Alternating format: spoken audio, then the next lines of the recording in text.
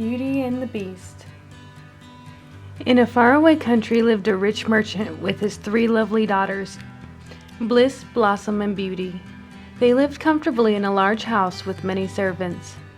One day, however, the merchant lost all his ships to storms at sea. The family could no longer afford his fine house or servants, so the merchant and his daughters moved to a small cottage. At first, Bliss and Blossom were unhappy. They complained about the luxuries they had lost and the work they now had to do. But Beauty said, "Crying will not make things better. We must learn to be happy here." She worked every day, cleaning, cooking, and gardening, and she helped her sisters learn to enjoy their new life. The merchant was proud of all 3 girls, but especially of Beauty. One day the merchant heard that a ship he owned had returned safely, and he prepared for the long journey to the port. Each daughter wished him a safe journey, and the merchant promised to bring back gifts. Bliss and Blossom wanted ball gowns and fine jewelry. "What would you like, Beauty?" the merchant asked. "A rose," said Beauty. "Just a lovely rose." When the merchant reached the port, he learned that his cargo of fine silk had been ruined by sea waters having leaked into the ship. He was just as poor as before.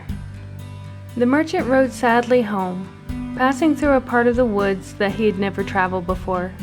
As night fell, he began to hear soft rustling sounds behind him, and eerie howls in the distance. Suddenly a raging storm blew up, and he became lost in a deep, swirling mist of snow. The merchant pressed bravely on, but he soon realized that he would have to stop in for the night. In the distance he saw a yellow light that seemed to cut through the blizzard. He struggled toward it, hoping that he would find a small village or a tiny hut where he could sit out the storm. He stepped into a clearing and came upon the most magnificent palace he had ever seen. The merchant tied his horse to the gate and went inside.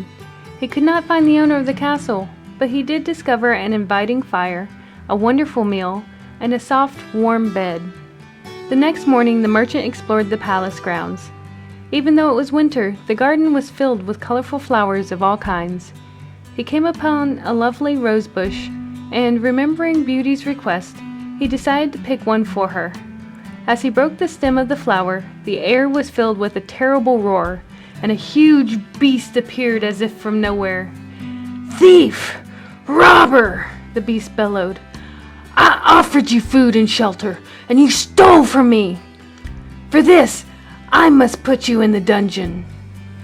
The merchant begged the beast to let him take the rose to Beauty and see his daughters one last time.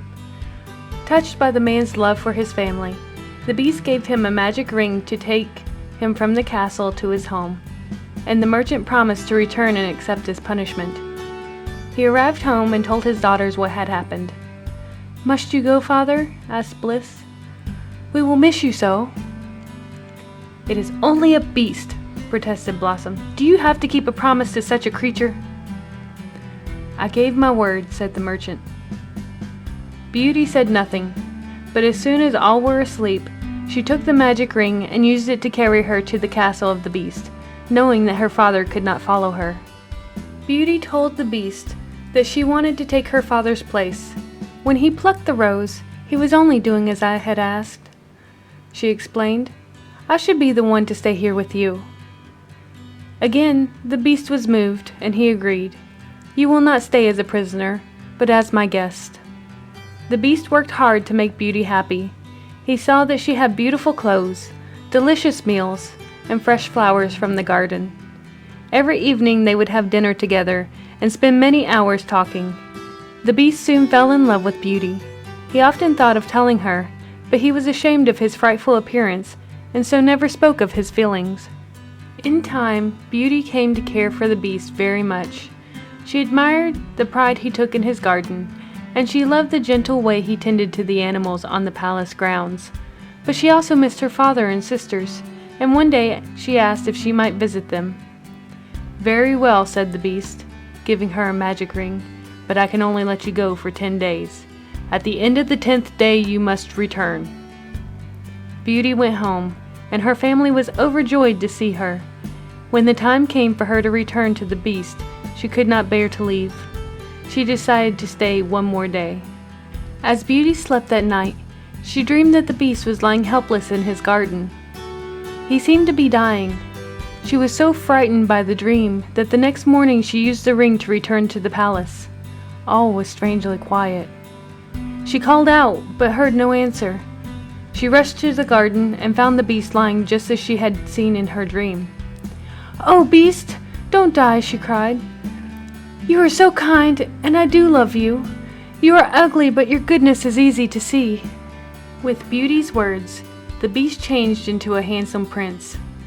"An old fairy turned me into a beast to teach me a lesson," said the prince.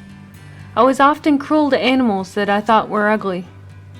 The spell would be broken only when someone grew to love me in spite of the way I looked."